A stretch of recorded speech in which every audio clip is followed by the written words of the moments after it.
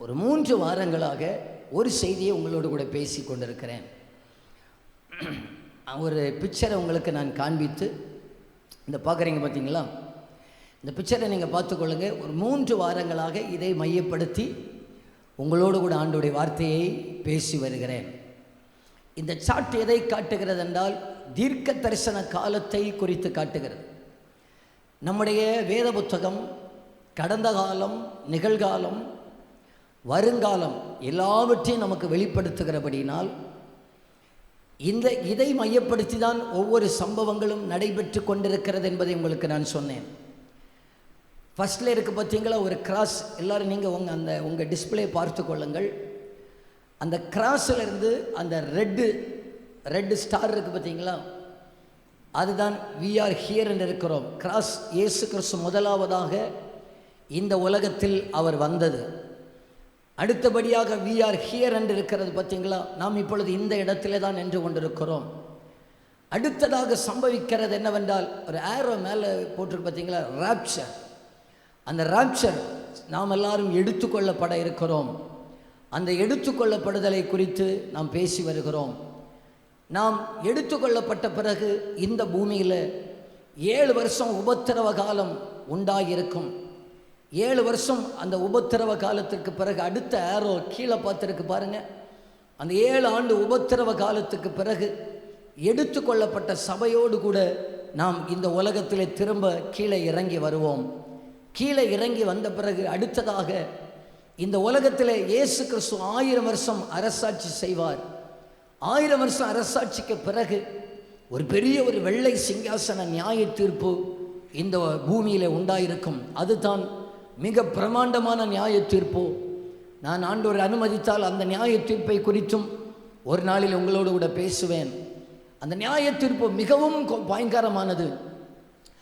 நடுக்கம் உண்டாகும், மக்கள் பயப்படுவார்கள் அந்த நியாய தீர்ப்பில். ஏனென்றால் மெனே தெக்கேல் உப்பாசின் என்று பெல்சாட்சார் ராஜாவுக்கு முன்பாக ஒரு விரலை தான் பார்த்தார்.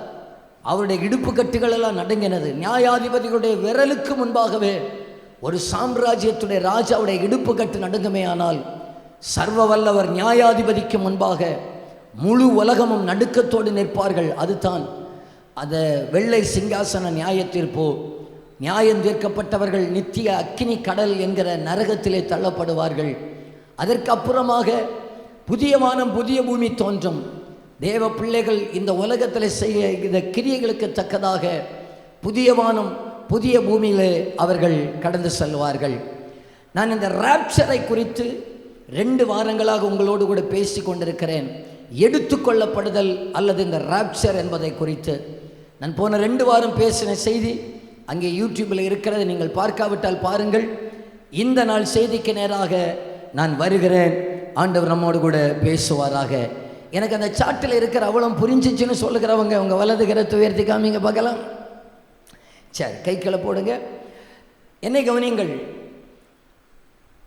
நான் ஒரு வசனத்திலிருந்து உங்களுக்கு துவங்குகிறேன், அப்பொழுது உங்களுக்கு புரியும். எபிரேயருக்கு எழுதின நிருபத்தை எடுத்துக்கொள்ளுங்கள். எபிரேயருக்கு எழுதின நிருபம் 1வது அதிகாரம், தமிழ் பைபிளில் பக்கம் 298. 1வது அதிகாரம் முதல் 2 வசனங்களை நான் வாசிக்கிறேன். என்னோடு கூட நீங்களும் சத்தத்தை உயர்த்தி வாசியுங்கள். அங்கே டிஸ்பிளேல இருக்குது பார்த்தீங்களா, சத்தம் உயர்த்தி வாசிக்க பார்க்கலாம். பூர்வ காலங்களில் பங்கு பங்காகவும் வகை வகையாகவும் தீர்க்கதரிசிகள் மூலமாய் பிதாக்களுக்கு திருவுளம் பற்றின தேவன் இந்த கடைசி நாட்களில் குமாரன் மூலமாய் நமக்கு திருவுளம் பற்றினார். இவரை சர்வத்திற்கும் சுதந்திரவாளியாக நியமித்தார். இவரை கொண்டு உலகங்களையும் உண்டாக்கினார். நான் இங்கே இருந்து இந்த நாள் செய்தியை நான் துவக்கலாம் என நான் ஆசைப்படுகிறேன். தயவு செய்து நீங்கள் எல்லாரும் என்னை கவனிக்க வேண்டும். கொஞ்சம் நம்முடைய சிந்தனை மாறினால் கூட செய்தி உங்களுக்கு புரியாது. எங்கேயோ ஒரு இடத்துல மிஸ் ஆனது போலேயே இருக்கும். உங்களுக்கு மெதுவாக நான் பேசுகிறேன், கவனிங்கள். எபிரேயர் வாக்கியம் பூர்வ காலம் என்று துவங்குகிறார். இந்த பூர்வ காலத்தை தான் உங்களுக்கு நான் 3 காலங்களை உங்களுக்கு காட்டினேன். 5 காலங்களை குறித்து உங்களுக்கு நான் சொன்னேன். போன பூர்வ காலம் 3. அது ஒன்று மனசாட்சியின் காலம். ஆதாம் முதல் ஆபிரகாம் வரைக்கும் ஆண்டவர் அவருடைய மனசாட்சியிலே பேசிவிட்டார். அடுத்தபடியாக தரிசனத்தின் காலம். ஆபிரகாம் முதல் மோசே வரைக்கும் ஆண்டவர் ஏதாவது பேசணும்னா தரிசனங்கள் மூலமாக பேசுவார். மோசே முதல் இயேசு கிறிஸ்து வரைக்கும் நியாயப்பிரமாணத்தின் காலம். நியாயப்பிரமாணத்தின் காலம் சிலுவையிலே முடிக்கப்பட்டது. இயேசு கிறிஸ்து முதல் இன்று வரைக்கும் இந்த கடைசி காலம் அல்லது சபையின் காலம் அல்லது பரிசுத்த ஆவியின் காலம் என்று சொல்லப்பட்டிருக்கிறது. இந்த எபிரேயர் 1 இருக்கிற பூர்வ காலத்தை 3 பாகங்களாக உங்களுக்கு பிரித்து காட்டினேன். அது தான் மனசாட்சியின் காலம் முடிந்து விட்டது, தரிசனத்தின் காலம் முடிந்து விட்டது, நியாயப்பிரமாணத்தின் காலம் முடிந்து விட்டது. அந்த காலத்தில் பங்கு பங்காகவும், அதைத்தான் 3 பங்காக உங்களுக்கு காட்டினேன். வகை வகையாகவும் பிதாக்களுக்கு திருவுளம் பற்றினார். தேவைக்கு தீர்க்கதரிசிகளை எழுப்புவார், நியாயாதிபதிகளை எழுப்புவார், ராஜாக்களை எழுப்புவார். அவர்களை கொண்டு பேசின ஆண்டவர் இந்த கடைசி காலத்தில் கர்த்தராகி இயேசு கிறிஸ்துவை கொண்டு நம்மோடு கூட பேசி கொண்டிருக்கிறார். அவரே சபைக்கு தலையாக இருக்கிறார், அவரே சபைக்கு பொறுப்பாளராக இருக்கிறார். இது தான் கடைசி காலம், இது தான் கடைசி அந்த கால பட்டியலிலே வருகிறது. இது இரட்சண்யத்தின் நாட்கள், இது அனுகிரகத்தின் காலம், இது பரிசுத்த ஆவியானவரின் காலமாக இருக்கிறது. இனி இது முடிந்த உடனே அடுத்த ஒரு காலம் வரும், உபத்திரவ காலம். அந்த உபத்திரவ காலத்துக்கு முன்பாக ஆண்டவர் தன்னுடைய ஜனத்தை தன்னோடு கூட சேர்த்து கொள்வதற்கு வருவார் என்று நான் முதலாவது நாளிலே உங்களோடு கூட பேசினேன். பழைய ஏற்பாட்டிலிருந்தும் புதிய ஏற்பாட்டிலும் இருந்தும் நான் உங்களுக்கு ஆதாரங்களை காட்டினேன். இனி ஒரு கோபாக்கினேன் காலம் வரப்போகிறது. அந்த கோபத்துக்கு ஆண்டவர் நம்மை விட்டு கொடுக்க மாட்டார். அதற்கு தப்புவதற்காக தான் ஆண்டவர் நம்மை ரட்சித்திருக்கிறார்.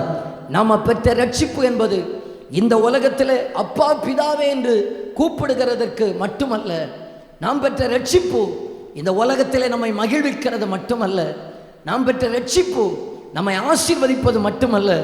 நாம் பெற்ற ரட்சிப்பு வரப்போகிற கோபாக்கினைக்கும் நம்மை தப்புவிப்பதற்கு வல்லமை உடையதாக இருக்கிறது. வரப்போகிற ஒரு பயங்கரமான கோபம் அந்த காலத்தை குறித்து சொல்லப்பட்டிருக்கிறது.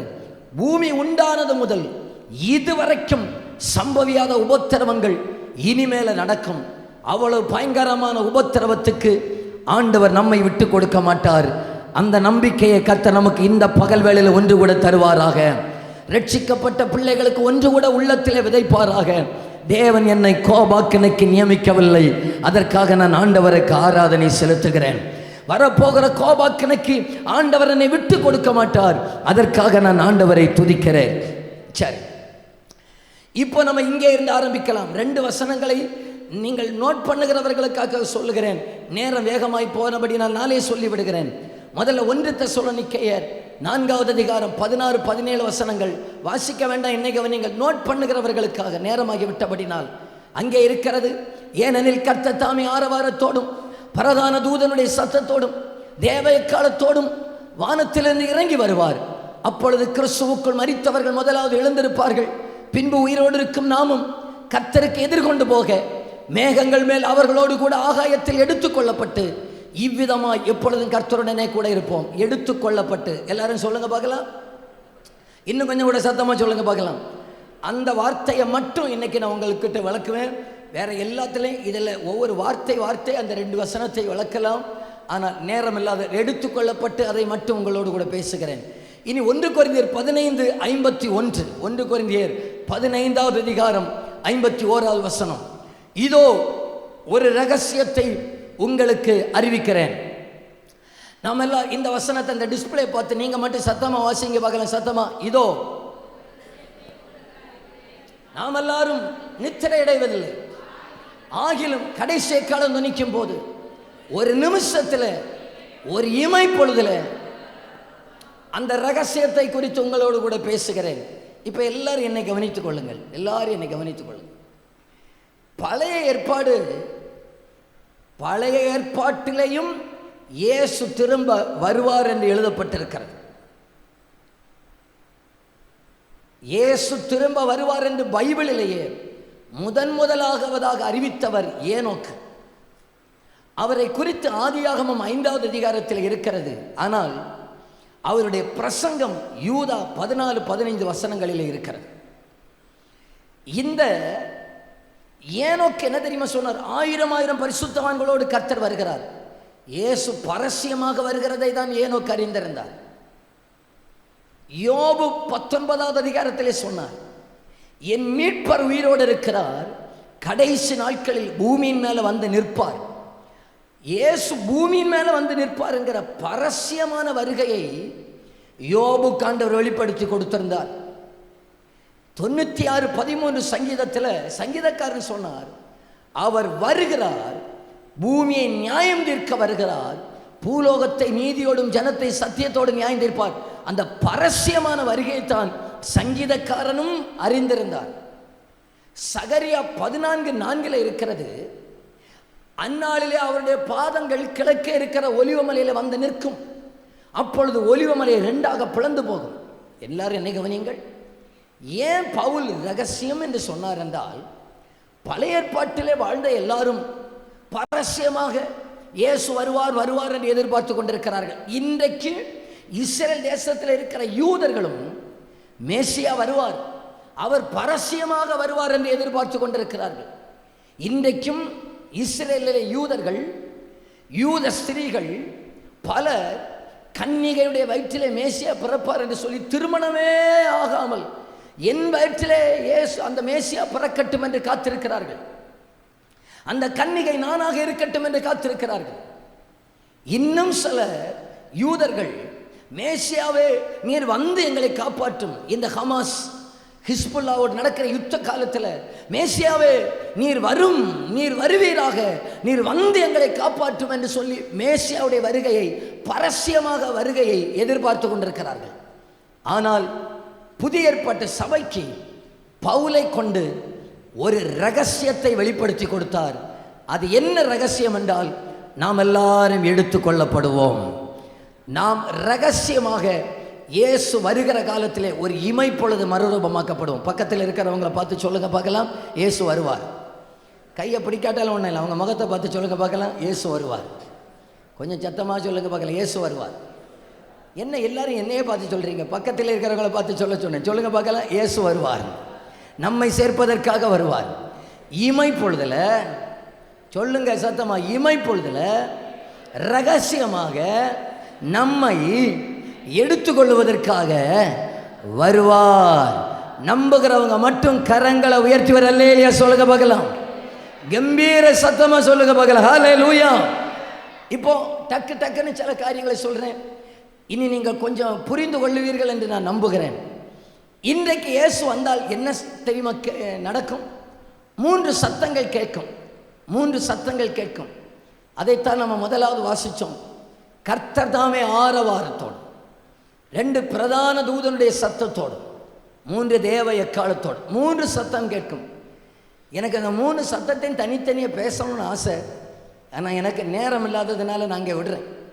3 சத்தத்துக்கு பின்னால் 3 ரகசியங்கள் உண்டு, 3 மர்மங்கள் உண்டு.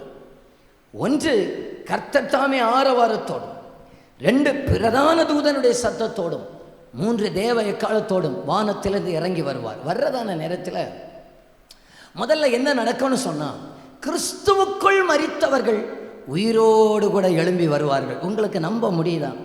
கிறிஸ்துவுக்குள் மரித்த அத்தனை பரிசுத்தவன். அந்த டிஸ்பிளே ஒன்று பாருங்கள், உங்களுக்காக ஒரு சின்ன ஒரு கிளிப்பிங்கை நான் இங்கே எடுத்து வச்சிருக்கிறேன். இயேசு வர்றதான நேரத்தில் கிறிஸ்துவுக்குள் மரித்தவர்கள் உயிரோடு கூட எழும்பி வருவார்கள். பரிசுத்தவான்களுடைய கல்லறைகள் எல்லாம் அப்படியே திறக்கப்படும். பாருங்க, ஆண்டவராக இயேசு கிறிஸ்துடைய அந்த ஆரவார சத்தம். அன்றைக்கு லாசருவே வா என்று சொன்ன உடனே லாசர் எப்படி எழும்பி வெளியே வந்தாரோ, இன்றைக்கு அழிவுக்குள்ளதாக விதைக்கப்பட்டிருப்பார்கள், அழியாததாக இதே போல எழும்பி வருவார்கள். ஒருவர் கூட ரட்சிக்கப்பட்டவங்க அவர்கள் பூமியிலே விதைக்கத்தான் பட்டிருக்கிறார்கள். இயேசு வரும்போது அவர்கள் திரும்பவும் மகிமையின் சாயலோடு கூட எழும்பி வருவார்கள். முதல்ல கிறிஸ்துவுக்குள் மரித்தவர்கள் உயிரோடு எழும்பி வருவார்கள். 2வதாக உயிரோடு இருக்கிற நாம கர்த்தருக்கு எதிர்கொண்டு போக மேகங்கள் மேலே அவரோடு கூட எடுத்துக்கொள்ளப்படுவோம். அது ஒரு பயங்கரமான ஒரு நாளாக்கும், அது ஒரு மகிமையான நாள், அது ஒரு நல்ல ஒரு நாளாக்கும். என் அன்புக்குரியவர்களே, எல்லாரும் என்ன கவனிங்க, இதை சொல்லும்போது நான் ஒரு வார்த்தையை கூட சொல்லுகிறேன், யாரும் என்கிட்ட கோவப்படக்கூடாது. நாம் எல்லாரும் மரிக்கும் போது பரலோகம் நம்மளை பார்த்து சொல்லணும், இவர்கள் கிறிஸ்துவுக்குள்ளாக மரித்தவர்கள் என்று சொல்லணும். சரிதானா? கிறிஸ்தவர்கள் என்கிற பேரில் மனம் போன போக்கில் வாழ்ந்து குடிச்சிக்கிட்டு பீடியும் எடுத்துக்கிட்டு புகையிலையும் வச்சுக்கிட்டு உதட்டுக்குள்ளே பாக்கம் வச்சுக்கிட்டு எப்படியாவது வாழ்ந்து யாருமே நாம் பண்ணுற தப்புகளெல்லாம் பார்க்கலன்னு சொல்லி நடக்கிறவங்க, ஒருவேளை கிறிஸ்தவ முறைப்படி அடக்கம் கிடைக்கும், ஆனால் இயேசு வந்து அழைக்கிற நாளில் வரவும் மாட்டாங்க. லாசரு என்கிறவர் மரித்தார், தலை முதல் கால் வரைக்கும் பருக்கள் நிறைந்தவராக மரித்தார். அந்த மனுஷன் அடக்கம் பண்ணப்பட்டான் என்று பைபிளில் இல்லை. ஐஸ்வர்யவான் அடக்கம் பண்ணப்பட்டான் என்று பைபிளில் இருக்கிறது. அந்த மனுஷன் அடக்கம் பண்ணப்பட்டான் என்று பைபிளில் இல்லை. ஆனால் அவருடைய ஆத்துமா இருக்க வேண்டிய இளைப்பாறுதலுள்ள இடத்துல இருக்கிறது. ஆண்டவரே, ஒருவேளை உம்முடைய வருகை தாமதிக்குமே ஆனால், எனக்கு மரணம் ஒன்று கிடைக்குமே ஆனால், பரலோகம் என்ன பார்த்து சொல்லணும், இது கிறிஸ்துவுக்குள்ளாக மரித்தவர்கள் என்று. அந்த பரலோகம் என்ன அட்ரஸ் பண்ணுகிற இடத்துல நானும் இருப்பதற்கு கர்த்தர் நமக்கு கிருபை தருவாராக. பெயருக்காக கிறிஸ்தவர்கள் என்று வாழுகிறவர்கள் ஆண்டவருக்கு தேவையில்லை, அல்லது கிறிஸ்தவர்கள் என்று அறியப்படுகிறவர்கள் ஆண்டவருக்கு தேவையில்லை. கிறிஸ்தவர்களாக வாழுகிறவர்களை தன்னோடு கூட சேர்ப்பதற்காக நம்முடைய ராஜா வரப்போகிறார். கிறிஸ்துவுக்குள்ளாக வாழுகிறவர்களுக்கு ஒரு பெரிய நிச்சயம் உண்டு, செத்து போனாலும் நான் கர்த்தரோடு கூட தான் இருப்பேன். மத்தேயு 17வது அதிகாரத்தில் வாசிக்க வேண்டாம், என்னை கவனிங்கள். இயேசு கிறிஸ்து ஜெபிக்கிறார், மறுரூப மலையில ஜெபிக்கிறதான நேரத்தில் 2 பேர் இறங்கி வந்தாங்க. யாரெல்லாம் இறங்கி வந்தாங்க? 2 பழைய ஏற்பாட்டு பரிசுத்தவான்கள் இறங்கி வந்தாங்க. யார்? ஒன்று மோசே, இன்னொன்று எலியா. இல்லையோ? எனக்கு பைபிளில் இருக்கு, உங்கள் பைபிளில் இருக்க, வீட்டில் போய் பார்த்துக்கிடுங்க, நேரம் ஆகிடும் எனக்கு. ஒன்று மோசே, இன்னொன்று எலியா. இவர்கள் 2 பேரும் இயேசு கிறிஸ்து ஜெபிக்கிறதான நேரத்தில் இறங்கி வந்தாங்க. என்ன ஆண்டவர் அங்கே இருந்து இவர்களை வைத்து நமக்கு கற்றுக் கொடுக்கிறார் என்றால், 2 பேருடைய முடிவை ஒன்று பார்க்கணும். மோசே மரித்து அடக்கம் பண்ணப்பட்டவர், எலியா உயிரோடு கூட எடுத்துக்கொள்ளப்பட்டவர். இப்ப சொல்லுகிறேன், ஒரு ரட்சிக்கப்பட்ட தேவ பிள்ளை மரித்து அடக்கம் பண்ணப்பட்டாலும் கர்த்தரோடு தான் இருப்பார்கள், எடுத்துக்கொள்ளப்பட்டாலும் கர்த்தரோடு கூட தான் இருப்பார்கள். 2 பேரும் ஒரே இடத்திலே தான் இருப்பார்கள். எத்தனை பேர் சொல்லுகிறீங்க, ஆண்டவரே நீங்கள் எப்போ வந்தாலும் உனக்கு என்னை நீங்கள் சேர்த்துக்கொள்ளணும் ஆண்டவரே, நான் உம்மோடு தான் இருக்க விரும்புகிறேன் என்று சொல்லுகிறவர்கள் 2 கைகளை உயர்த்தி, 2 கைகளை உயர்த்தி அப்பாவுக்கு ஒரு அல்லேலூயான்னு சொல்லுங்க பார்க்கலாம். நல்ல கரங்களை உயர்த்தி, உம்மோடு இருப்பதுதான் உள்ளத்தின் வாஞ்சையா, உம் சித்தம் செய்வதுதான் இதயத்தின் ஏக்கமையா. நீங்க மட்டும் சொல்லுங்க பார்க்கலாம், கைகளை உயர்த்தி ஒரு ஜெபமாகவே கேளுங்க. உம்மோடு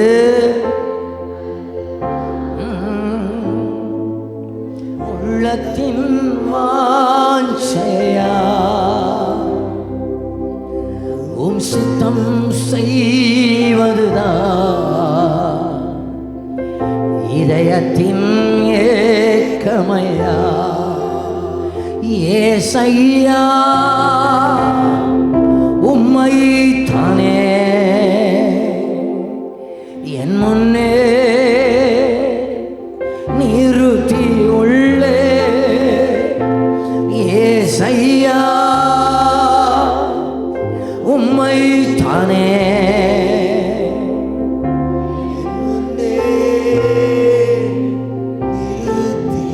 ஒரு ஜெபமாக.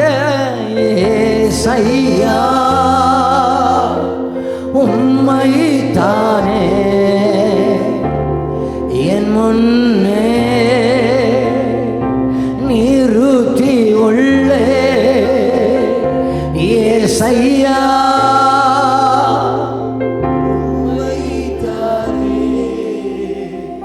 என் முன்னே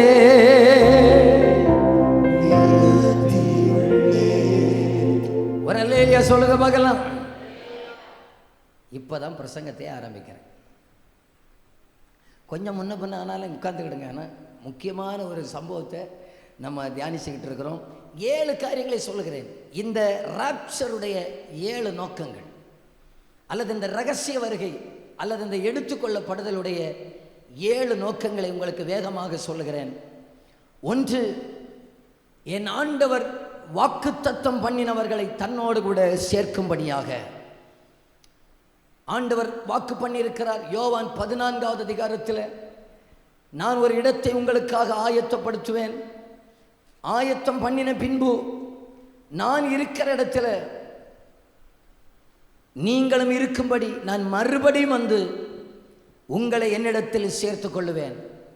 1, இந்த வருகையுடைய நோக்கம் என்னவென்றால், அவர் வாக்கு பண்ணியிருக்கிறார் திரும்ப வருவேன் என்று. அவருடைய வாக்குத்தத்தத்தை நிறைவேற்றுவதற்காகவே அவர் வரப்போகிறார். நம்ம ஆராதனையில் பாட்டு பாடணும். வாக்குத்தத்தங்கள் ஆம் என்றும் ஆமேன் என்றும் இருக்கிறது. நான் நம்புகிறேன், இயேசு ஒரு வார்த்தை சொன்னால் மாறவே மாட்டார். அவர் சொன்ன வார்த்தை அப்படியே நிறைவேறும். நீங்க நம்பினால் ஒரு ஆமேன் சொல்லலாம். அவர் சொன்ன வார்த்தை ஒரு நாளும் தவறவே தவறாது. ஒருவேளை தாமதமாகலாம், தாமதமானாலும் அந்த வார்த்தையை நிறைவேற்றுவதற்காக கர்த்தர் வருவார். சபைக்கு ஆண்டவர் கொடுத்திருக்கிற வாக்குத்தத்தம் என்னவென்றால், நான் ஒரு இடத்தை உங்களுக்காக ஆயத்தப்படுத்துவேன், ஆயத்தம் பண்ணின இடத்தில் உங்களை கொண்டு போய் சேர்ப்பதற்காக வரப்போகிறேன். உங்களுக்கு இங்கே நல்ல வீடு இல்லாமல் இருக்கலாம், நமக்கு ஒரு வீட்டை கர்த்தர் பரலோகத்தில் ஆயத்தப்படுத்தி வைத்திருக்கிறார். அந்த நம்பிக்கை இருக்கிறதா? நமக்கு ஒரு இடத்தை கர்த்தர் பரலோகத்தில் ஆயத்தப்படுத்தி வைத்திருக்கிறார். நான் சொல்லுகிறேன், 80 வருஷம் இந்த உலகத்தில் வாழ்ந்தா வெறும் 29,200 நாள் தான் இந்த உலகத்தில் வாழ். வெறும் 29,200 நாள் இந்த உலகத்திலே வாழுவதற்கு எவ்வளவோ பிரயாசப்பட்டு வீடுகளை கட்டுகிறோம், தப்பு இல்லை. ஆனால் அதைவிட யுகாயுகமாய் நித்திய காலமாக நாம் வாழுகிற ஒரு வீட்டை இங்கே இருந்தே புக் பண்ணி விடுவதற்கு கர்த்தர் நமக்கு கிருபை தருவாராக. சரிதானா இல்லையா? இந்த வீட்டை விட இதெல்லாம் அழிந்து போகக்கூடிய வீடு, தேவன் அழியாத வீட்டை நமக்கு வாக்கு பண்ணியிருக்கிறார். அந்த வீட்டிலே நம் வாக்கு தத்தம் பண்ணின வீட்டிலே நம்மை கொண்டு போய் சேர்ப்பதற்கு கர்த்தர் நமக்கு கிருபை தருவாராக. 2வதாக, இந்த ரகசிய வருகையுடைய நோக்கம் என்னவென்றால், கிறிஸ்துவுக்குள் மரித்தவர்களையும் அல்லாமல் மரித்தவர்களையும் பிரிக்கிற நாள் அந்த நாளாக இருக்கும். எப்படி நமக்கு தெரியும் இவர்கள் கிறிஸ்துவுக்குள் மரித்தவர்கள், இவர்கள் கிறிஸ்துவுக்குள் மரியாதவர்கள் என்கிற வித்தியாசம் என்னைக்கு எப்படி நமக்கு தெரியும்? எனக்கு தெரிஞ்சு இன்னைக்கு வரைக்கும் எனக்கு தெரியாது, இன்னைக்கு வரைக்கும் எனக்கு தெரியாது. ஆனால் அவருக்கு தெரியும். அன்றைக்கு கிறிஸ்துவுக்குள் மரிக்கிறவர்கள் உயிரோடு வருவார்கள். நான் நினைக்கிறேன், கன்னியாகுமரி மாவட்டத்தில் நல்ல போராட்டத்தை போராடினேன் என்று எழுதப்பட்ட பல கல்லறைகள் திறக்காமலே கிடக்கும் என்று நம்புகிறேன். என்ன ஒரு மாதிரி பார்க்குறீங்க? உண்மையில் நான் இன்னைக்கு பார்க்குறேன், நம்ம ஊரில் 1ஆம் நம்பர் குடிகாரருடைய கல்லறையிலையும் எழுதி வச்சிருக்கு, நல்ல போராட்டத்தை போராடினேன். இந்த மனுஷன் கிட்னி லிவர் எல்லாம் கெட்டு போய் எப்படியாவது போயிட்டா போதனாகும் போனது. அப்படி போனவருடைய கல்லறையிலையும் எழுதி வச்சிருக்கு, கிறிஸ்துவுக்குள் மரித்தவர்கள் இது முதல் பாக்கியவான்களாக்கான. எனக்கு தெரிஞ்சு உண்மையில் அந்த கல்லறையெல்லாம் பார்த்தீங்கன்னா எப்படி ஒரு 3 லட்ச ரூபா செலவாக்குவாங்க. ஒரு கிரானைட்டை போட்டு அதுக்கு மேலே ஒரு வசனத்தை வச்சு, அதுக்கு மேலே ஒரு சிலுவையை வச்சு, அந்த வசனத்துக்கு பாதுகாப்பாக 2 சிறகம் வச்சு 2 புறாவையும் போட்டு, சமீபத்தில் ஒரு இடத்துல பார்க்குறேன், கல்லறைக்கு ஒவ்வொரு ஒரு குடும்ப கல்லறைக்கு மேலே ஒவ்வொரு லைட்டு. இது எனக்கு எதுக்குன்னு தான் எனக்கு புரியவே இல்லை. நான் அப்படியே போகும்போது என்கிட்ட கேட்டாங்க, என்கிட்ட நானே யோசிச்சுக்கிட்டு போகிறேன், என்ன கிட்டே இருக்கிற ஆள் கேட்குறாரு, பாஸ்டர் எதுக்கு இந்த லைட் வச்சுருக்கிறாங்க? நான் சொன்னேன், ராத்திரி அவங்க எழும்பி பேப்பர்லாம் படிக்கண்டாமா?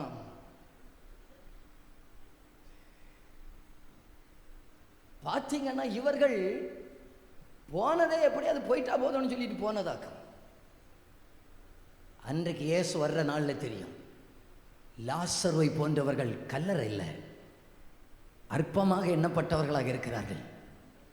எத்தனை மிஷினரிகளுக்கு கல்லறை இல்லை, சரித்திரத்தில் அவர்களுடைய பேர் இல்லை. என் கர்த்தராக இயேசு வரும்போது அவர்கள் பிரயாசங்களை விட்டு எழும்பி அவரோடு கூட வந்து அன்றைக்கு கர்த்தர் அட்ரஸ் பண்ணுவார். அன்றைக்கு தெரியும் யார் கிறிஸ்துவுக்குள் மரித்தவர்கள் என்று தெரியும். நான் ஒருவருக்கு ஞானஸ்நானம் கொடுத்தோம் பாருங்க. அவர் சமுதாயத்தில் மிகவும் பிரபல்யமாக அறியப்பட்டவர். இந்த தொகுதியில் எம்எல்ஏ எலெக்ஷனுக்கு நின்றவர். கன்னியாகுமரி மாவட்ட ஆவினுக்கு சேர்மனாக இருந்தவர். தக்கலை யூனியனுக்கு கவுன்சிலராக இருந்தவர். அவர் கவுன்சிலராக இருந்ததான நேரத்தில் அந்த ரெட் சூழல் வழக்கெல்லாம் வைக்கப்பட்ட வண்டி அவருக்கு உண்டு. அவருக்கு நான் ஞானஸ்நானம் கொடுத்தேன். என் கூட ரொம்ப அவர் பிரயாணம் பண்ணியிருக்கிறார். பல இடங்களில் என் கூட ஊழியத்துக்கு வந்திருக்கிறார். அவர் மரித்து போனார். மரிப்பதற்கு முன்பாக என்னை பார்த்து சொன்னார், பாஸ்டர், நான் மரித்தாச்சுன்னா கொஞ்சம் வேறு எனக்கு மலர் வளையம் அது இதுன்னு எல்லாம் வைக்கிறாங்க, நீங்கள் கிட்ட நின்னாச்சுன்னா விடவே கூடாதுன்னா இருக்கிறதுலே குறைஞ்ச பெட்டி தான் வாங்கணும், இருக்கிறதுலே குறைஞ்ச ட்ரெஸ்ஸு தான் போடணும். செத்து போன பிறகு கூடின பெட்டியும் இது வாங்கி எதுக்கு பாஸ்டர்? இது எல்லாத்தையும் விட்டு விட்டு எனக்கு எப்படியாவது என்னுடைய பரலோக ராஜ்யத்துக்கு போய் சேர்ந்துடணும். அதுதான் நம்முடைய ஆசையாக இருப்பதற்கு கர்த்தர் நமக்கு கிருபை தருவாராக. என் ரகசிய வருகையில் அன்றைக்கு கர்த்தர் ரெண்டு குரூப்பை நமக்கு காட்டி கொடுப்பார். ஒன்று, கிறிஸ்துவுக்குள் மரித்தவர்களையும் கிறிஸ்துவுக்குள் மரிக்காதவர்களையும் அன்றைக்கு நமக்கு அடையாளம் காட்டுவார். மூன்றாவதாக, உயிரோடு இருக்கிற பரிசுத்தவான்களையும் பரிசுத்தவான்களுடைய வேடம் தரித்தவர்களையும் அன்றைக்கு அடையாளப்படுத்துவார். மூன்றாவதாக, உயிரோடு இருக்கிறவர்கள் பரிசுத்தவான்களையும் பரிசுத்தவான்கள் அல்லாதவர்களையும் அடையாளப்படுத்துவார். எல்லாரும் என்ன கவனிச்சுக்கிடுங்க, வீட்டில் போய் மத்தேயு 25வது அதிகாரம் முதல் 10 வசனத்தை வாசிக்கணும்னா, பரலோக ராஜ்யம் தங்களுடைய மணவாளனுக்கு எதிர்கொண்டு போகிற 10 கன்னிகைகளுக்கு ஒப்பிடப்பட்டிருக்கிற. எல்லாரும் என்னையே பார்த்துக்கிடுங்க. என்னை பார்த்தாலே உங்களுக்கு பாதி பிரசங்கம் புரிஞ்சிடும். அதுக்காக தான் என்ன பாருங்கன்னு சொல்கிறேன். 10 கன்னிகைகள். 10 கன்னிகைகள் என்றால் புருஷனை அறியாதவர்கள் 10 பேராக்கும். 10 பேரும் பாவமற்றவர்கள். ஒரே இடத்துல தான் உட்கார்ந்து இருந்தாங்க. 10 பேரும் ஒரே நோக்கத்தோடு இருந்தார்கள். 10 பேரை கூப்பிட்டு கேட்டான்னு சொல்லுவாங்க. நான் இப்படியாக பிரிக்கிறது 5+5 பிரிக்கிறேன். 5 பேர் புத்தி உள்ளவர்கள், 5 பேர் புத்தி இல்லாதவர்கள் அப்படின்னு இருக்கு இல்லையா? புத்தி உள்ளவர்கள் 5 பேர். ஆனால் அதுக்கும் பாருங்க, உங்களுக்கு ஒரு கிளிப்பிங் எடுத்து வச்சிருக்கிறேன். அந்த எண்ணெயோடு கூட விளக்கையும் கொண்டு வந்தவர்கள். புத்தி இல்லாதவர்கள் அவங்க எண்ணெய் கொண்டு வரல, விளக்க மட்டும் கொண்டு வந்தவங்க. இவங்க 5 பேர். 10 பேரை ஆண்டவர் இப்போ 2ஆக நம்ம பிரித்து காட்டுகிறார். என்ன கவனிங்க, ஒரே இடத்துல தான் இருந்தாங்க, ஒரே ஆளுக்காக தான் எதிர்பார்த்திருந்தாங்க. ஆனால் 5 பேரை காணோம். பார்த்துக்கிடுங்க, 5 பேர் போகலை, பரலோகத்துக்கு போகலை. ஆண்டவர் என்ன தெரியுமா சொல்றாரு? இவங்க 10 பேருக்கும் வெளிப்புறமா எல்லாம் ஓகே. நான் சொல்றதை யாரும் தப்பா நினைக்கிற கூடாதுன்னா, நான் இதை சொல்லியே என்கிட்ட பலர் கேள்வி கேட்டதும் உண்டு. எனக்கு அதனால பரவாயில்ல. நான் இதை ஒரு இடத்துல சொல்லி ஒருத்தர் என்கிட்ட சண்டைக்கே வந்துட்டார். எனக்கு தெரியும் நீங்கள் சண்டைக்கு வரமாட்டீங்கன்னு. என்னால் உங்களுக்கு புரிவதற்காக சொல்லுகிறேன். 10 பேரும் வெளியே ஒன்று போல தான் இருந்தாங்க. வெளிப்புறத்தை பார்த்து, வெளிப்புற சுத்தத்தை பார்த்து என் ஆண்டவர் ஜனத்தை சேர்ப்பதற்கு வரவே இல்லை. வெளியே உங்களை எல்லாரையும் சுத்தப்படுத்த ரொம்ப ஈஸிங்க. வெளியில் வெள்ளை போட்டால் தான் பரலோகத்துக்கு வருவேன் அப்படி ஒன்றும் பைபிளில் இல்லை. எல்லாத்தையும் நட்டு போல்ட் எல்லாம் கலத்தி மாற்றி வெளியே முழு பரிசுத்தமாக. உண்மையிலே நான் பார்த்ததில் ரொம்ப ஈஸியாக ரட்சிக்கப்பட்டு ஞானஸ்நானம் வெள்ளை போட்டவங்க எல்லாம் பரலோகம் போவாங்கன்னா, இந்த சட்டமன்றத்தில் இருக்கிற எல்லாரும் போவாங்க.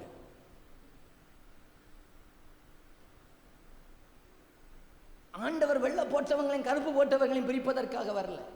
முதல்ல இருதயத்தில் சுத்தம் உள்ளவர்கள் பாக்கியவான்கள், அவர்கள் தேவனை தரிசிப்பார்கள். நமக்கு உள்ளத்தில் அங்கே சுத்தம் இருக்கணும். என்ன ஒரு மாதிரி பார்க்குறீங்க? அது உண்மைதான் ஒத்துக்கொள்ளுகிறவங்க கையை உயர்த்தி வரல இல்லையா சொல்லுங்க பார்க்கலாம். ஆமென். நீங்கள் பார்க்குறீங்க. நான் என்ன தான் சொன்னேன், என்ன உங்களை சொல்லலை, நான் தானே வெள்ளை போட்டிருக்கிறேன். அன்னைக்கு தெரியும், அன்னைக்கு தெரியும் யார் புத்தி உள்ளவர்கள், யார் புத்தி இல்லாதவர்கள். 5 2 பிரித்து பார்க்கலாம். முதல் 5 புத்தி உள்ளவங்க. அவங்ககிட்ட போய் சிஸ்டர் பிரைஸ்லாட் நல்லா இருக்கீங்களா? ரொம்ப நல்லா இருக்கிறோம். எங்க போறீங்க? மணவாளனுக்கு எதிர்கொண்டு இருக்கிறேன். புத்தி இல்லாத 5 பேர் இருக்கிறாங்க இல்லையா? சிஸ்டர் பிரைஸ்லாட் நல்லா இருக்கீங்களா? நல்லா இருக்கிறேன். யாத்திரை எங்க? மணவாளனுக்கு எதிர்க்க பார்த்து கொண்டு இருக்கிறேன். ஓஹோ சிஸ்டர், உங்ககிட்ட எண்ணெய் இல்லையே சிஸ்டர்? எனக்கு ஃப்ரெண்ட்ஸ் இருக்கிறார்கள், அவர்கள் எண்ணெய் கொடுப்பார்கள். எனக்கு நல்ல ஃப்ரெண்ட்ஸ் இருக்கிறார்கள். இங்க பாருங்க, என் இயேசு வரும்போது நல்ல ஃப்ரெண்ட்ஸ் இருக்கிறதுனால, நல்ல பாஸ்டரை தெரியும் அங்கே, ஆகையினால நம்ம பரலோகம் போட முடியாது. உங்கள் ஆத்மாவுக்கு நீங்கள் தான் உத்தரவாதி. எல்லாத்திலையும் ஹெல்ப் பண்ணுவாங்க. லோன் கட்ட முடியலைன்னா ஒரு 2000 ரூபா தருவாங்க. கொஞ்சம் இதில் மற்றதில் எல்லாம் கொஞ்சம் கொஞ்சமாக ஹெல்ப் பண்ணுவாங்க. ஆனால் இந்த எண்ணெயில் மட்டும் ஹெல்ப் பண்ணுவாங்க. கிட்டே இருக்கிற ஆளை இதில் மட்டும் நம்பிடக்கூடாதுன்னா, வேற எல்லாத்துலேயும் ஹெல்ப் பண்ணுவாங்க. எனக்கு ரொம்ப முடியலை, எனக்கு கொஞ்சம் நேரம், ஏன்னா ஹாஸ்பிட்டலில் வந்து உட்காந்துருவியானா வந்து உட்காருவாங்க. ஏன்னா அது வரைக்கும் கொண்டு விட்டுருவியான்னு கேட்டால் கொண்டு விட்டுருவாங்க. ஆனால் இயேசு வரும்போது எனக்கு உனட்ட இருக்கிறதில்ல, எண்ணெயில் கொஞ்சம் தரலான்னு கேட்டால் சொல்லுவாங்க, அது மட்டும் நடக்காதக்கா, அதுக்கு மட்டும் நடக்காது, அது நீ பார்த்துக்கன்னு சொல்லிடுவாங்க. கிட்ட இருக்கிறவங்களே நம்பிடக்கூடாது, என்னே நம்பிடக்கூடாது. இயேசு வர்றதான நேரத்தில் பாஸ்டர் கூட நான் உங்களை ஒரு ஆளும் ஹெல்ப் பண்ண மாட்டேன். நான் போகிறதுக்கு பார்ப்பேன். நான் என்ன ஒய்ஃபுக்கே ஹெல்ப் பண்ண மாட்டேன், என் பிள்ளைகளுக்கும் ஹெல்ப் பண்ண மாட்டேன். ஏன்னா நான் தேவைக்கு அதிகமாக எல்லாருக்கும் அவங்களுக்கெல்லாம் சொல்ல வேண்டியெல்லாம் சொன்னாச்சு. சரிதானா இல்லையா? அவளும் எனக்கு ஹெல்ப் பண்ண முடியாது, நான் அவர்களுக்கு ஹெல்ப் பண்ண முடியாது. அன்னைக்கு தெரியும் யாருக்கு ஹெல்ப் பண்ண முடியாது.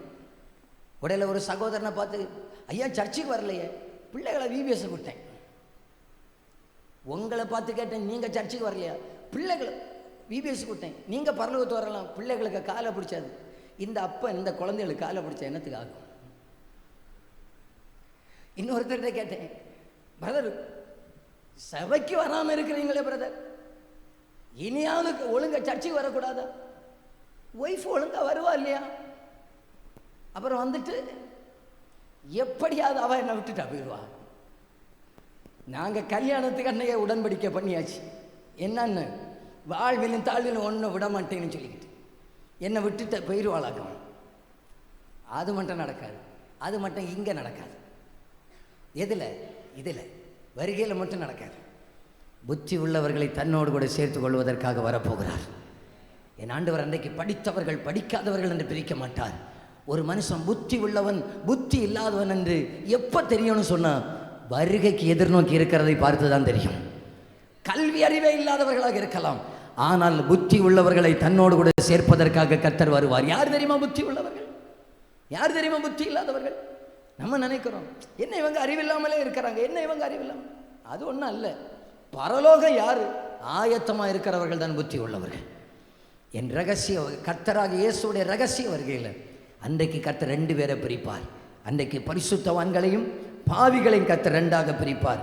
அந்த கூட்டத்தில் எங்கே இருப்பீர்கள்? நாம புத்தி உள்ள கூட்டத்தில் இருப்பதற்கு கிருபை தரணும்னு சொல்லுகிறவர்கள் கரங்களை தட்டி அப்பாவுக்கு ஒரு அல்லேலூயா சொல்லிருங்க பார்க்கலாம். ஹல்லேலூயா, ஹல்லேலூயா. 4, அழிவுக்குரிய சரீரத்திலிருந்து அழியாத சரீரத்தை கொடுப்பதற்கு ரகசிய வருகையுடைய நோக்கம். எல்லாரும் என்ன கவனிங்க, இந்த சரீரம் அழிந்து போகக்கூடியதாக. நம்புறீங்களா? நான் நம்புறேங்க. ஒரு 40 வயசானா தலைமுடி நரைக்க தானே செய்யுது.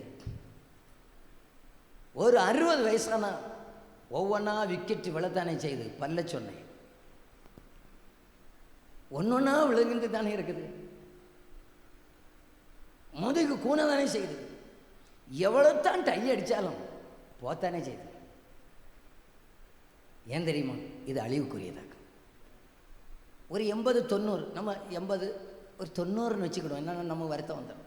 ஒரு 90 ஆனால் போத்தானே செய்யணும். இது அழிவுக்குரியது. எல்லாரும் உங்கள் வலது கையை உங்கள் தலையில் வச்சு சொல்லுங்க. கையும் தலையும் கொண்டு வந்தவர்கள் வைப்பார்கள். வச்சு சொல்லுங்க பார்க்கலாம், இது அழிவுக்குரியது. ஒன்று சொல்லுங்க பார்க்கலாம் ஒரு வாட்டி கூட, இது அழிவுக்குரியது, இது இந்த பூமிக்குரியது, இது மண்ணுக்குரியது. அழியாத சரீரத்தை கர்த்தர் எனக்காக ஆயத்தப்படுத்தி வைத்திருக்கிறார். கைகளை தட்டி அப்பாவுக்கு ஒரு அல்லேலூயா சொல்லிருங்க பார்க்கலாம். இதுக்கு மேலே நம்பிக்கை இருக்கணுங்க. இதுக்கு மேலே நமக்கு ஒரு பெரிய ஒரு நம்பிக்கை வேணும். சிலருக்கெல்லாம் பயங்கர வருத்தம். ஒரு சகோதரர் என்ன பார்த்து சொல்கிறார், பாஸ்டர் எனக்காக நீங்கள் 3 நாட்கள் உபவாசம் எடுத்து ஜெபிப்பீர்களா?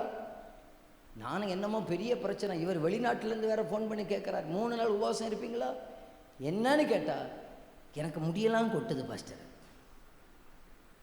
நான் அவருக்கு 3 நாள் உபவாசம் இருக்கணும். அது போத்தாங்க செய்யும், அது போத்தான் செய்யும், அது போட்டுமே, இது அழிவுக்குரியது போட்டுமே. அழியாத ஒரு இடத்தை கர்த்தர் நமக்காக ஆயத்தப்படுத்தி வைத்திருக்கிறார். அழியாத சரீரத்தை கொடுப்பதற்காக கர்த்தர் வரப்போகிறார். நான் இப்படியாக நம்புகிறேன் பாருங்க. இன்றைக்கு இந்த உலகத்தில் கேன்சரில் மரிப்பாங்க, ரட்சிக்கப்பட்டவங்க கேன்சரில் மரித்திருக்கலாம். இன்றைக்கு இந்த உலகத்தில் ரொம்ப பலவீனப்பட்டு 100 வயதில் தள்ளாடி மரித்திருக்கலாம். ஆனால் என் கர்த்தருடைய ராப்சரில், அந்த எடுத்துக்கொள்ளப்படுதலில் ஒரு மகிமையின் சரீரத்தோடு கூட, மகிமையின் சாயலோடு கூட கர்த்தர் நம்மை எழுப்பி விடுவதற்கு அவர் வல்லமையுடையவராக இருக்கிறார். அதுதான் எங்களுடைய நோக்கம். நாங்களும் அந்த இடத்துல இருக்கணும்னு சொல்லுகிறவர்கள் கரங்களை தட்டி அப்பாவுக்கு ஒரு அல்லேலூயா சொல்லிருங்க பார்க்கலாம். நல்ல கைகளை தட்டி அப்பாவுக்கு ஒரு அல்லேலூயா சொல்லிருங்க பார்க்கலாம். அப்போ இந்த அழிந்து போகிற இந்த சரீரத்துக்கு எவ்வளவு மேக்கப் பண்ணுறோமோ, அழியாத ஆத்மாவுக்கு இதை விட மேக்கப் பண்ணணும்.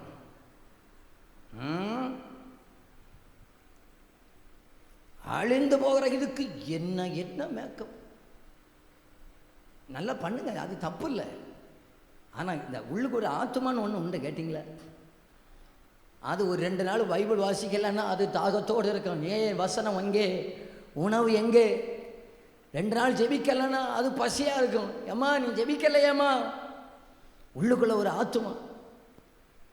நம்ம இன்னைக்கு சரீரத்துக்கே ரொம்ப முக்கியத்துவம் கொடுக்க ஆரம்பிச்சிட்டோம். ஆத்மாவுக்கு முக்கியத்துவம் கொடுத்து, உள்ளார்ந்த மனிதனுக்கு முக்கியத்துவம் கொடுத்து. சிலருக்கு உள்ளுக்குள்ள அப்படி ஒரு ஆள் உண்டுனே தெரியாது.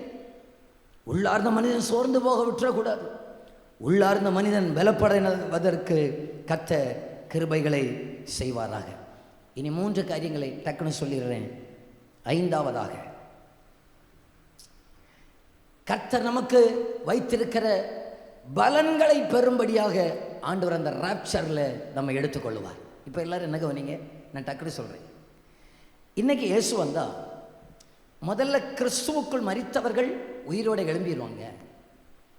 2ஆவதாக உயிரோடு இருக்கிற பரிசுத்தவான்கள் இமை பொழுதுல அழியாத சரீரத்தோடு கூட மறுரூபமாக்கப்பட்டு வருவாங்க. இந்த வானத்தில் வைத்து நம்ம இயேசுவை சந்திப்போம். இயேசுவை நம்ம சந்தித்த உடனே நம்மை ஆண்டவர் முதலாவது பீமா என்கிற ஒரு நியாயாசனத்துக்கு முன்பாக வைப்பார். இதை கிறிஸ்துவின் நியாயாசனம் என்று சொல்லுகிறோம். 2 கொரிந்தியர் 5வது அதிகாரம் 10வது வசனத்திலையும் ரோமர் 14வது அதிகாரம் 10வது வசனத்திலையும் இருக்கிறது. இந்த பீமா என்கிற நியாயாசனத்தில் அது நம்மை நியாயம் தீர்த்து நம்மை நரகத்திலே தள்ளுகிற இடம் அல்ல, பரிசுகளை கொடுக்கிறதான இடமாக்கும். அது பரிசுகளை கொடுக்கிற இடம். இந்த உலகத்தில் ஆண்டவருக்காக ஓடினது, உழைத்தது, கொடுத்தது, பிரயாசப்பட்டது. புதிய ஏற்பாட்டில் 5 விதமான கிரீடங்களை ஆண்டவர் வைத்திருக்கிறார். ஆண்டவருக்காக கொடுத்தவர்களுக்கு அங்கே பிரதிபலனை தருவார். ஆண்டவருக்காக பிரயாசப்பட்டதுக்கு அங்கே பிரதிபலனை தருவார். ஆண்டவருக்காக உழைத்ததற்கு அங்கே பிரதிபலனை தருவார். அந்த பலனை கொடுக்கிற இடம்தான். அதை கொடுப்பதற்காக கர்த்தர் நம்மை சேர்ப்பதற்காக வரப்போகிறார். நான் நம்புகிறேங்க. என்ன தெரியுமா நம்புகிறேன்? இந்த உலகத்தில் ரொம்ப கஷ்டப்பட்டவங்க, ஆனால் கர்த்தருக்காக நின்றவர்கள், கர்த்தருக்காக உழைத்தவர்கள் மகிமையிலே அநேக கிரீடங்களை பெற்றுக்கொள்கிற கூட்டத்தில் இருப்பார்கள். திரும்பவும் சொல்கிறேன், நீங்கள் நம்பினால் ஒரு ஆமென் என்று சொல்லுங்கள். நீங்கள் கர்த்தருக்காக பிரயாசப்பட்டதை நாங்கள் மறந்திருக்கலாம், என் கர்த்தர் மறக்க மாட்டார், அதற்குரிய பிரதிபலனை தருவார். நீங்கள் ஆண்டவருக்காக கொடுத்ததை ஆண்டவர் மறக்க மாட்டார், அதற்குரிய பிரதிபலனை தருவார். நீங்கள் அழுதுவதை அதற்குரிய பிரதிபலனை தருவார். இந்த உலகத்தில் நாம் பட்ட எல்லா பிரயாசங்களுக்கும் பிரதிபலனை என் கர்த்தர் வைத்துக்கொண்டு நம்மை சேர்ப்பதற்காக வரப்போகிறார். கைகளை தட்டி வரு அல்லேலூயா என்று சொல்லுங்க பார்க்கலாம். ஆண்டவர் நமக்காக பிரதிபலனை வைப்பதற்காக கொடுப்பதற்காக வரப்போகிறார். ஆறாவதாக, வரப்போகிற உபத்திரவத்திற்கு தன் ஜனத்தை காப்பாற்றுவதற்காக வருகிறார். நான் இதுக்கு ஒரு சிம்பிளாக ஒரு சம்பவத்தை உங்களுக்கு சொல்கிறேன், அப்போ உங்களுக்கு புரியும்.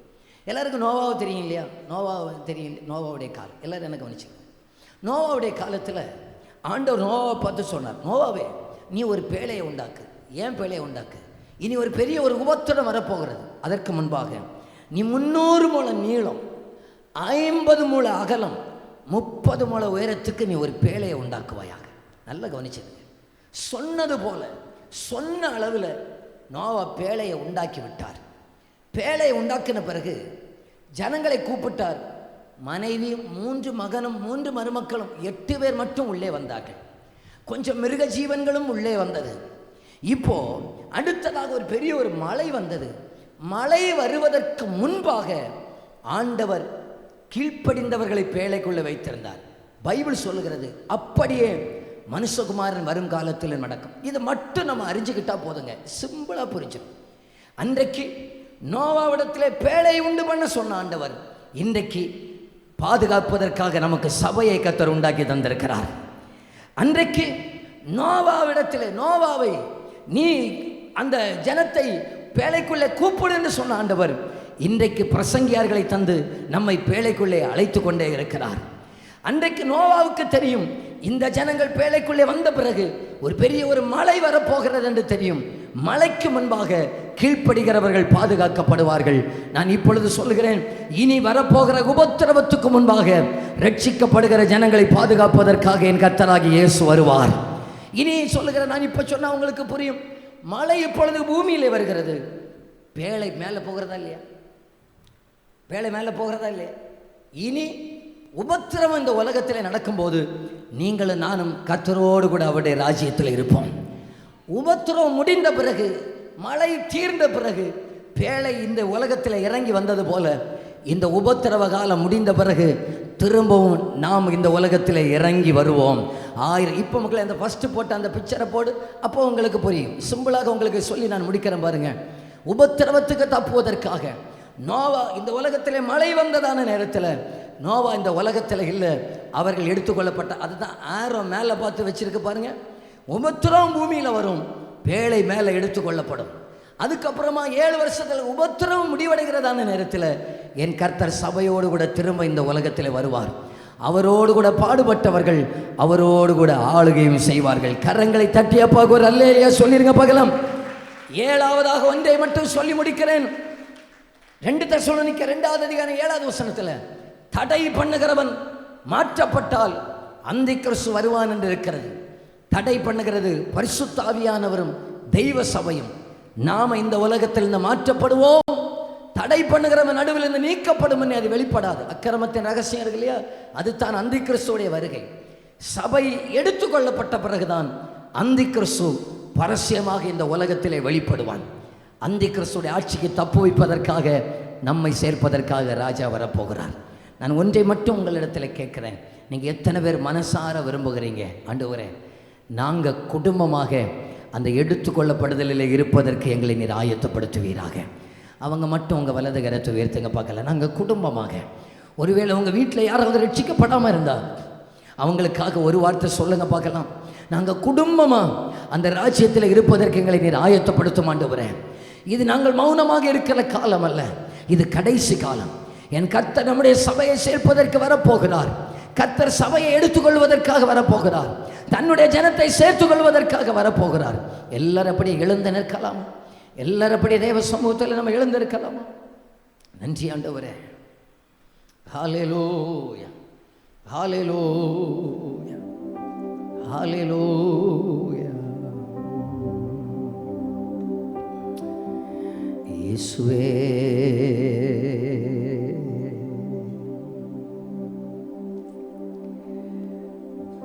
பின்னோக்கேனா பின்னோக்கேனா பின்னோக்கேனா எல்லாரும் கண்களை மூடி 2 கைகளை விரித்து அப்பாவை பார்த்து ஒரே ஒரு வார்த்தை சொல்லுங்க பார்க்கலாம். ஆண்டவரே, என்னை நீர் ஆயத்தப்படுத்த ஆண்டவரே, பின்பு உயிரோடு இருக்கும் நாமும் கர்த்தருக்கு எதிர்கொண்டு போக மேகங்கள் மேல் அவரோடு கூட எடுத்துக்கொள்ளப்படுவோம். நம்ம இந்த உலகத்தில் மகிழ பண்ணுவதற்காக மட்டும் ஆண்டவர் நம்மை ரட்சிக்கல, அந்த ராஜ்யத்தில் சேர்ப்பதற்காக தான் ஆண்டவர் நம்மை ரட்சித்திருக்கிறார். இந்த உலகத்தில் நம்ம கேட்டதெல்லாம் ஆண்டவர் கொடுத்து கடைசியில் கைவிடப்பட்டுட்டீங்கன்னா அதைவிட வேதனை ஒன்றுமே கிடையாது. அதைவிட வேதனை ஒன்றுமே கிடையாது. இந்த உலகத்திலையும் நான் ஆண்டவருக்கு பிரியமாய் வாழ்ந்து அந்த மறுமை ராஜ்யத்திலே போய் சேரணும் ஆண்டவரே.